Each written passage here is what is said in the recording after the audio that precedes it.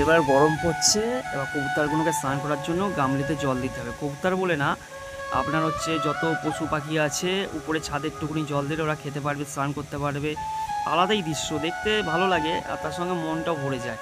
তাই অনেক দিন ধরে স্নান করেনি, তাই গামলিতে জল দিচ্ছি। প্রথমে একটা কবুতর দেখলো, দেখে তারপর লাভলো, স্নান করছে নিজের মতন। আর সঙ্গে একটু পটাশিয়াম গুলে দিয়েছি। পটাশিয়ামটা দিলে হচ্ছে কি গায়ে কোনো পোকা জীবাণু থাকলে এগুলো মারা যায়। তা ও করছে, ও পাশে জায়গা দিচ্ছে না, ও ঘুরছে। এবার একে একে ভাবছে করবে, কিন্তু একে একে তো অনেক টাইম লেগে যাবে। আর ও সাহস নিয়ে এগোচ্ছে, যাচ্ছে, দেখছে।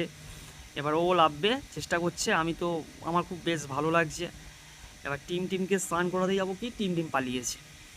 তা ওকে টিম লাভতে ভয় পাচ্ছে। ওকে বলতে গেলে জোর জবরদস্তি স্নান করাতে হবে। ওই যে লেবেছে, আর একজন লেবেছে, ও চলে গেল। বেশ ভালো লাগছে। এবার একে একে স্নান করছে।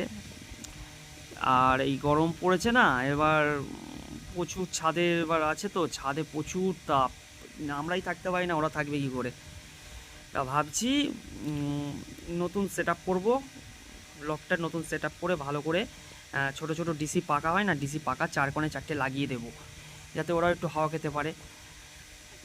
আর ভালো লাগে এসব করতে। আর আমার ভিডিওটা ভালো লাগলে চ্যানেলটাকে সাবস্ক্রাইব করে দিয়ে পাশে থাকবেন, এইটুকুনি অনুরোধ রইল।